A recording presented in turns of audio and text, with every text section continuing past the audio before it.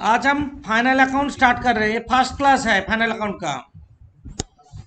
Final account मतलब final account of company. पहले schedule 6 था, अब 2013 में नाम चेंज होकर शेड्यूल 3 का हिसाब से होगा कंपनी फाइनल अकाउंट।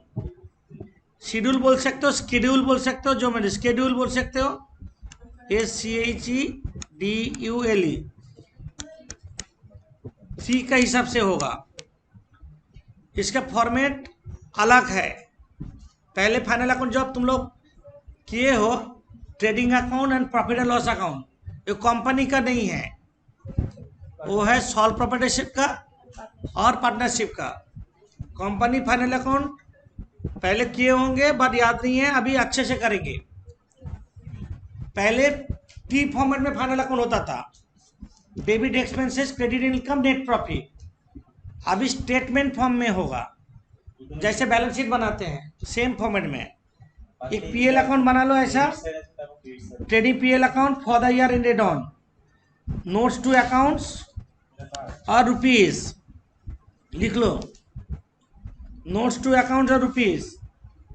पहले इनकम होता है, बाद में एक्सपेंसेस होगा। पहले इनकम होता है, नंबर 1 देख के लिखो इनकम।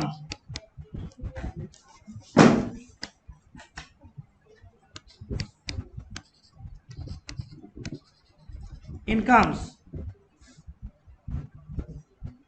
यहाँ पे कुछ नाम चेंज है। इनकम में हम लोग पीएल अकाउंट क्रेडिट साइड पहले लिखेंगे। पहले लिखो revenue from operation, revenue from operation, यहाँ पे लिखो नेट।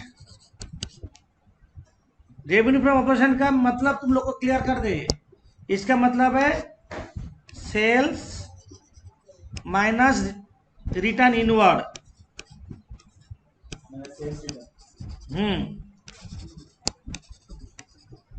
उसको बोलेंगे revenue from operation, sales minus return. Outer column में other income, other income, other income मतलब पीएल क्रेडिट में जो जो चीज आता है, पीएल क्रेडिट में अदर इनकम का अलग नोट बना लेंगे। जैसे नोट्स टू अकाउंट्स ऐसे होगा, देख लो पहले एक कलम कैसा है, नोट्स टू अकाउंट्स। मानो अदर इनकम का नोट बना रहे हैं, अदर इनकम। अदर इनकम मतलब हम लोग फाइनल अकाउंट में क्या क्या होता है, डिस्काउंट रिसीप्ट, ऐसा नहीं लिखोगे, रहने दो। Commission receipt, bad debt recovery, bad debt recovery, क्या इंटरेस्ट रिसीप्ट, इंटरेस्ट रिसीप्ट, ये सारा जोड़ के इधर चल जाएगा अदर इनकम। ये जो टोटल अदर इनकम होगा, इसको हम यहाँ पे डालेंगे पीएल में। टोटल अदर इनकम होगा, उसको पीएल में डालेंगे, समझे। ऐसे नोट्स ऑफ अकाउंट्स का मतलब ये है, इसमें फ्रेश रहेगा, क्लामजी नहीं करना है। ये स्टेटमेंट फॉर्म में होता है, पीएल अकाउंट में रेवेन्यू फ्रॉम ऑपरेशन और अदर इनकम, ये दो ही चीज होगा। यहाँ तक टोटल कर देंगे, लिखो total A, total A, capital A, यहाँ पे एक टोटल होगा।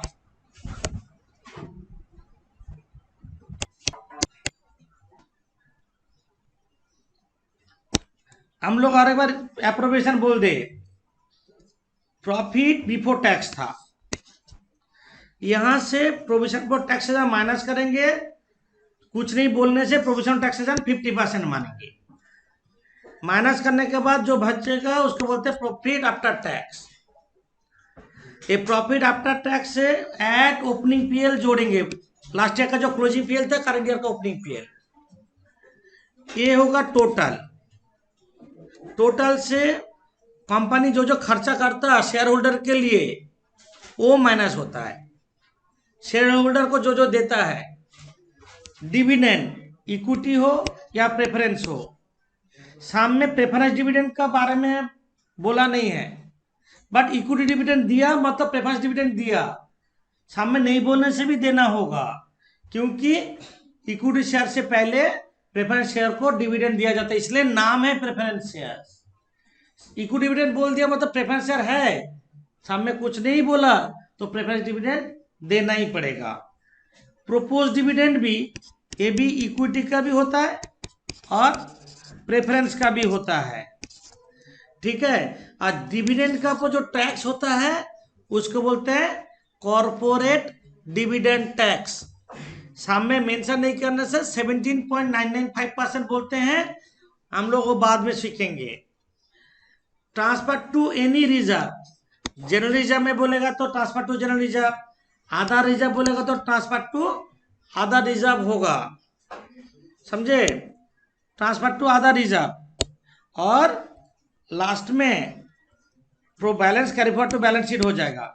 लास्ट ईयर में प्रोविजन फॉर टैक्स कम किया होगा तो इस बार दिखाना है provision for taxation if under provision in the previous year.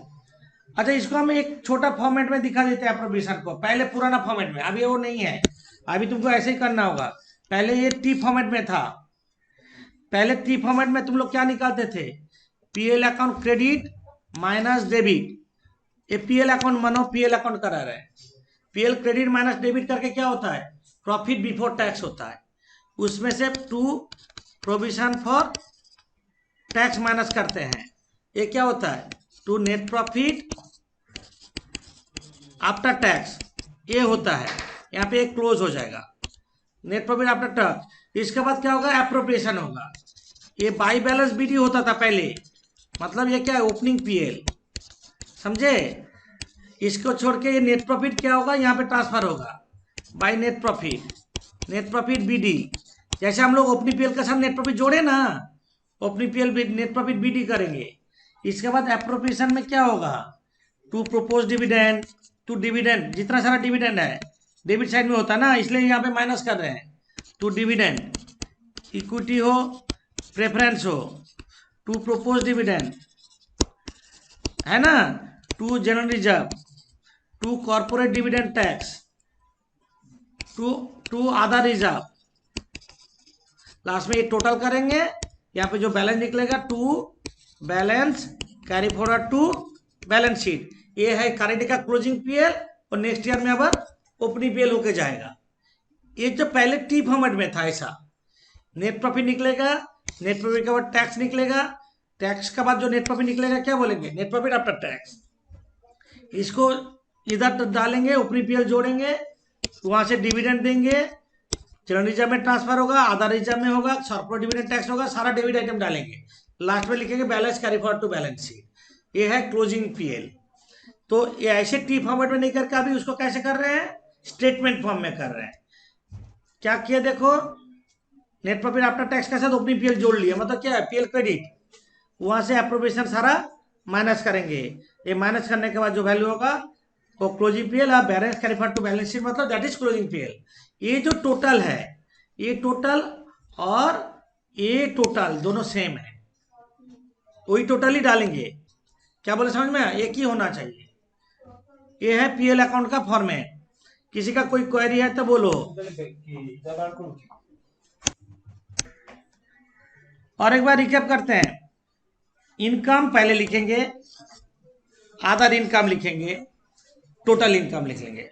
Revenue from operation मतलब सेल्स माइनस रिटर्न। एक्सपेंडिचर में 6 आइटम याद रखना है, 6 आइटम में 6 रहेगा, कोई जरूरी नहीं है 6 आइटम रहेगा। सोचो डिप्रीशिएशन नहीं है, या फिनेंस कॉस्ट नहीं है, या एम्प्लॉइज बेनिफिट नहीं है, हम बोले 6 आइटम याद रखना है। 6 आइटम में क्या, परचेज और material consume, change in inventory मतलब closing stock minus opening stock, employees benefit मतलब वेजेस सैलरीज जितना employ related item, finance cost मतलब इंटरेस्ट ऑन लोन और डिवेंचर्स, डेप्रिसिएशन एमोर्टाइजेशन, और ये 5 में जो नहीं आता सबको अदर एक्सपेंस बोलते हैं। टोटल बी कर लेंगे, टोटल इनकम से टोटल इनकम को ए लिए थे, टोटल एक्सपेंडिचर को हम बी लिए हैं, ए माइनस बी करके क्या होगा, प्रॉफिट बिफोर टैक्स। वहां से हम क्या माइनस करेंगे, प्रोविजन फॉर टैक्सेशन माइनस करेंगे, प्रॉफिट आफ्टर टैक्स होगा। इसका साथ ओपनिंग पीएल जोड़ेंगे, ओपनिंग पीएल जोड़ने के बाद जो फिगर रहेगा इसको यहाँ पे क्लोज भी कर सकते हैं।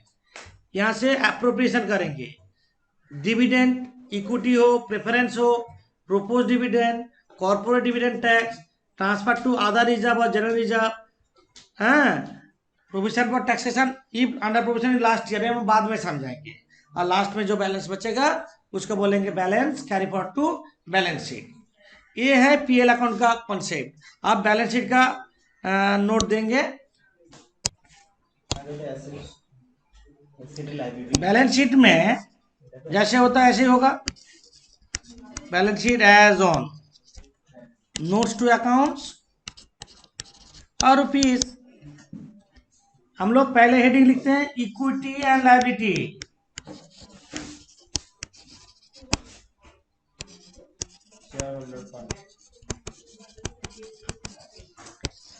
इक्विटीज एंड लायबिलिटीज, इसका अंदर capital A share holder fund,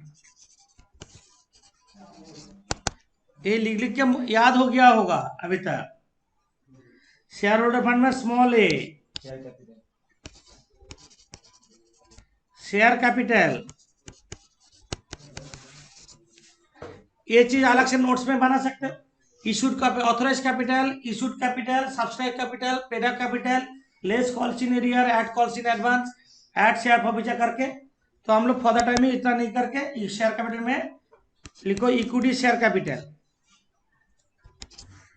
preference share capital, मतलब पेड अप कैपिटल हम बोल रहे हैं, at the rate of ₹10 each,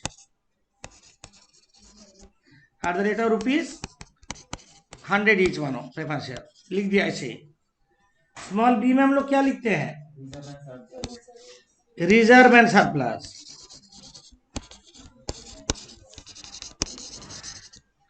small B में हम लोग रिजर्व सरप्लस लिखते हैं। रिजर्व एंड सरप्लस में एक नोट्स टू अकाउंट्स होता है, जनरली तुम लोग कर लोगे, देख लो, पहले लिखने का जरूरत नहीं है। मानो ये रिजर्व एंड सरप्लस, तुम लोग इसका पहले भी बहुत सारा सामने देखे होंगे। Security premium account, general reserve जितना था, करेंट ईयर में कुछ जनरल रिजर्व होगा तो एडिशन कर देंगे। जनरल रिजर्व का ओपनिंग बैलेंस एडिशन जोड़ के बाद डाल देंगे। सीआरआर, अच्छा सीआरआर, कैपिटल रिजर्व। और एक चीज पीएल अकाउंट, ये पीएल अकाउंट क्या है, बैलेंस कैरी फॉरवर्ड टू जो बैलेंस शीट अभी किए ना पीएल में, वही होगा PL, balance carry forward to balance sheet, जो हम फाइनल अकाउंट में अभी दिखाए हैं। कौन सा, ये जो PL balance carry forward to balance sheet यहाँ पे लिखे हैं, वही यहाँ पे पीएल बोल के जाएगा रिजर्व एंड सरप्लस में, समझे। तो ये टोटल करेंगे रिजर्व सरप्लस का, ये टोटल जो आएगा ये टोटल यहाँ पे डाल देंगे, समझे। Reserve and surplus. Capital B में non current liability, long term loan होगा यहाँ पे, लॉन्ग टर्म लोन,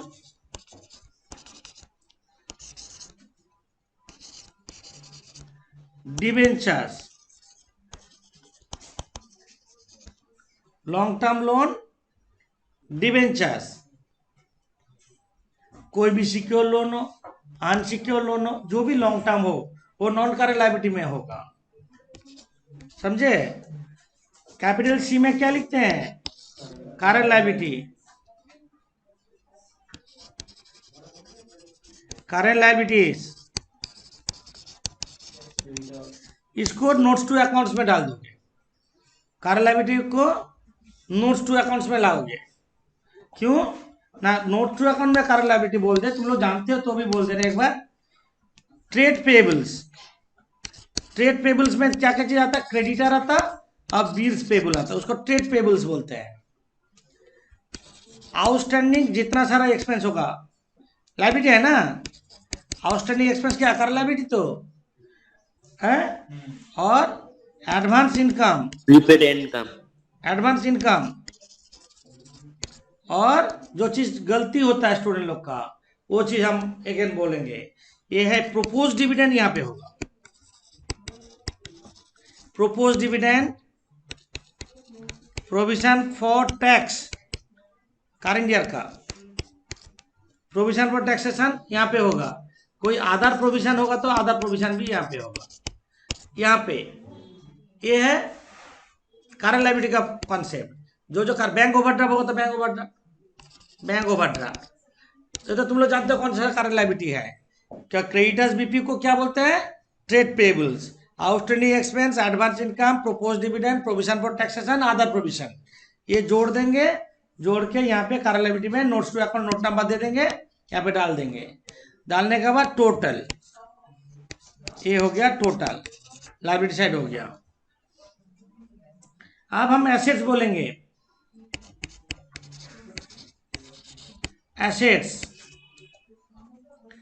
एसेट्स में पहले नॉन करेंट एसेट्स होगा। नॉन करेंट एसेट्स में प्रॉपर्टी प्लांट एंड इक्विपमेंट लिखेंगे, पीपीई बोलते हैं।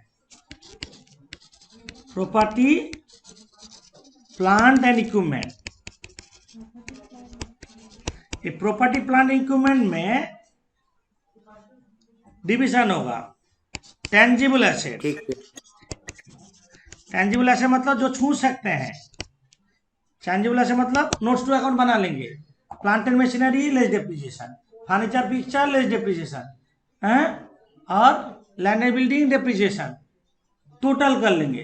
टोटल करके टेंजिबल एसेट में डाल देंगे। टेंजिबल एसेट के अंदर क्या होता है? Fix assets. क्या बोले समझ में? और होगा नॉन करेंट इन्वेस्टमेंट।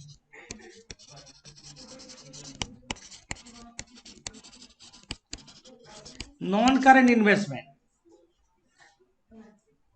अच्छा टेंजिबल का ऊपर एक लाइन होगा इनटेंजिबल, इनटेंजिबल एसेट्स होगा। इनटेंजिबल एसेट किसको बोलते हैं जानते हो? जिसको छू नहीं सकते। Goodwill, patents, copyright, software, technology, क्या बोले समझ में? वो इनटेंजिबल में डालेंगे। और नॉन करेंट इन्वेस्टमेंट आप बोलेंगे करेंट एसेट्स। इसके बाद करेंट एसेट्स करेंगे। करेंट एसेट्स का एक नोट्स टू अकाउंट्स बना लोगे। करेंट एसेट्स का नोट्स टू अकाउंट्स बनाओगे, क्योंकि डायरेक्टली करेंट एसेट नहीं लिखोगे। करेंट एसेट्स का नोट्स टू अकाउंट्स हम एक चीज बोल दें, इन्वेंट्रीज। इन्वेंट्री मतलब क्लोजिंग स्टॉक। इन्वेंट्री मतलब क्लोजिंग स्टॉक फाइनल अकाउंट में आता है एसेट साइड में। ये छोड़ के ट्रेड रिसीवेबल, ट्रेड रिसीवेबल मतलब डेटास होगा और बीआर होगा। ये दोनों को एक साथ बोलते हैं ट्रेड रिसीवेबल। डेटर और हाँ माइनस नेट करके, डेटा से जैसे जो करते थे वो हम कर देते हैं। डेटा से पहले फर्दर बैड डेट माइनस होता है। फर्दर बैड डेट माइनस होने के बाद जो बचता है वहां से provision for bad debt minus होता है। Provision for bad debt minus होने का जो बचता है provision for discount on datas होता है, करके बाहर जाता है। ये तो तुम लोग जानते हो फाइनल अकाउंट में। और क्या बोले? Bills receivable. और क्या आता है? Cash and cash equivalent. Cash equivalent मतलब bank, cash bank, fix deposit, petty cash, समझे? ये छोड़ के प्रीपेड एक्सपेंस और accrued income.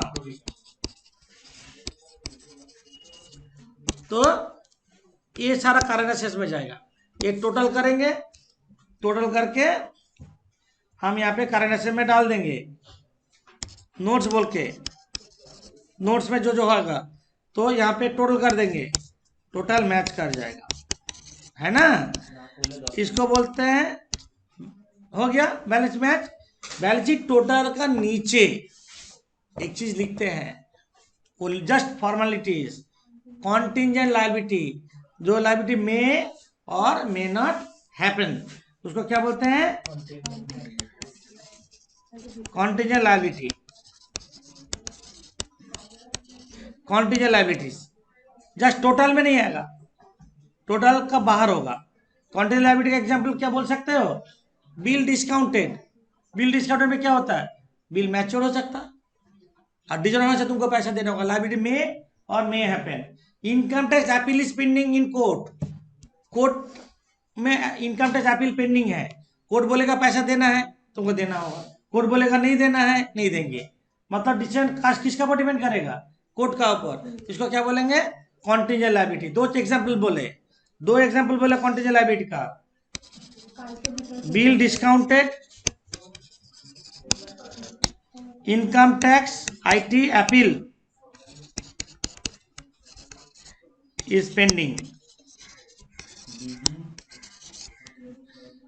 Bill discounted, income tax appeal is pending. माने bill discounted but yet not mature, है ना? और income tax appeal is pending. और भी कॉन्टिजेंट लायबिलिटी टोटल में इंक्लूड नहीं होता, टोटल में इंक्लूड नहीं होता, टोटल देखो माइनस होगा। समझे? ऐसे करके एंड करेंगे। अब हम बोलेंगे कितना प्रॉफिट रिजर्व में ट्रांसफर होगा, वो डिपेंड करेगा प्रोपोज डिविडेंड का परसेंट का ऊपर। देख लो, देख के लिखोगे, पहले देख के लिखोगे, क्योंकि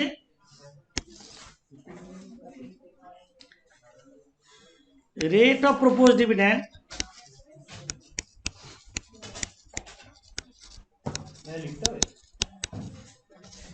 percentage of net profit during the year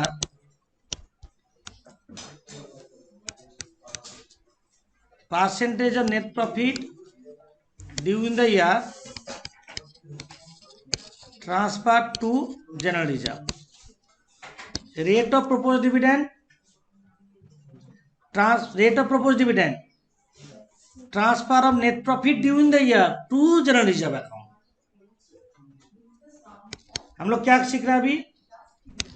transfer to general reserve कितना होगा, सब में नहीं बोलने से। Percentage of net profit transfer to general reserve, percentage of net profit during the year transfer to general reserve, percentage of net profit during the year, current year का profit, opening TL नहीं, net profit during the year transfer to general reserve. Rate of propose dividend less than 10% होने से, less than 10% general reserve में नहीं जाएगा। More than 10% but less than equals to 12.5%, তাহলে 2.5% of net profit during the year, মানে 10% এর হক এর থেকে 10 से 12 का बीच में प्रोपोज डिविडेंड डिक्लेयर होगा तो 2.5% नेट प्रॉफिट ट्रांसफर होगा जनरल रिजर्व में। More than 12.5% but less than equals to 15%, 5% of the net profit during the year. More than 15%, less than 20%, 7.5%, more than 20%. Proposed dividend देने से 10% of the net profit transfer to general reserve account. 20%, 20%. More than 20% আছে 10%। 10%। तो इधर एक याद रखना है 2.5% करके बढ़ रहा है, 2.5%। इधर थोड़ा लेवल तो 2.5% बढ़ रहा है। हाँ, 15 to 20, more than 20, less than 20, less than equals to, less than equals to। কি আসবে